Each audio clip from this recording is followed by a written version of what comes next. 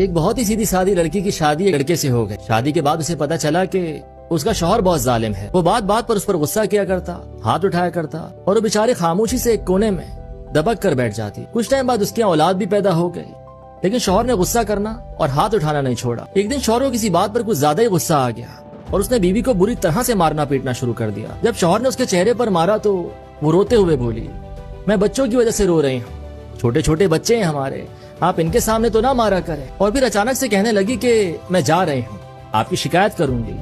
شوہر بولا میں تجھے باہر جانے کی اجازت دوں گا تب نہ۔ تو بیوی روتے روتے بولی، آپ کو کیا لگتا ہے آپ نے تو سارے دروازے کھڑکیاں بند کر دیے ہیں، کیا اس سب سے آپ مجھے شکایت کرنے سے روک لیں گے؟ شوہر انتہائی تعجب کے ساتھ بولا، پھر تو کیا کرے گی؟ بیوی بولی میں رابطہ کروں گی۔ شوہر بولا تیرے تو سارے موبائل بھی میرے پاس ہیں، اب جا جو چاہے کر۔ بیوی نے پھر کہا میں رابطہ کروں گی، اور یہ کہہ کر وہ غسل خانے کی طرف بھاگی۔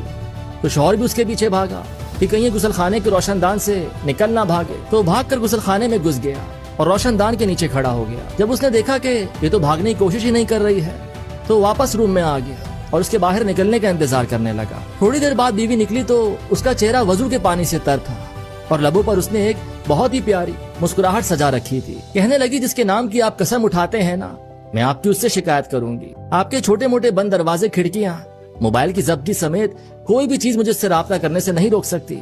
میرے خدا کے دروازے کبھی بند نہیں ہوتے۔ شوہر اپنا رخ بدل کر کرسی پر بیٹھ گیا اور خاموشی کے ساتھ ایک گہری سوچ میں ڈوب گیا۔ ادھر بیوی نے بھی نماز میں لمبے لمبے سجدے کرنے شروع کر دیے۔ شوہر بیٹھا ہے سب دیکھ رہا۔ جب بیوی نماز سے فارغ ہو کر دعا کے لیے اپنے ہاتھ اٹھانے لگی تو شوہر بھاگ کر اس کی طرف لپکا اور اس کے ہاتھ پکڑ لی۔ کہنے لگا سجدے میں کی گئی بد دعائیں میرے لیے کافی نہیں ہے کیا؟ بیوی بولی آپ کا کیا خیال ہے؟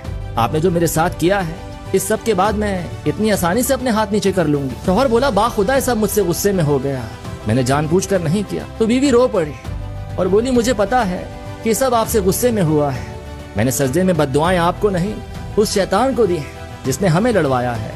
میں اتنی احمق نہیں ہوں اور نہ ہی اتنی ناسمجھ ہوں کہ اپنے شریک حیات مجازی خدا کے لیے بد دعا کروں۔ یہ سنتے شوہر کی آنکھوں سے آنسوؤں کی دھار بہنے لگی۔ وہ بیوی کے نرم نازک ہاتھوں کو بوسہ دیتے جا رہا اور کہتے جا رہا کہ میں آج اس جائے نماز پر بیٹھ کر آپ سے وعدہ کرتا ہوں کہ کبھی آپ کو برائی کے ارادے سے ٹچ تک نہیں کروں گا۔ اور اس نے روتے روتے بہت ہی محبت کے ساتھ اسے اپنے گلے سے لگا لیا۔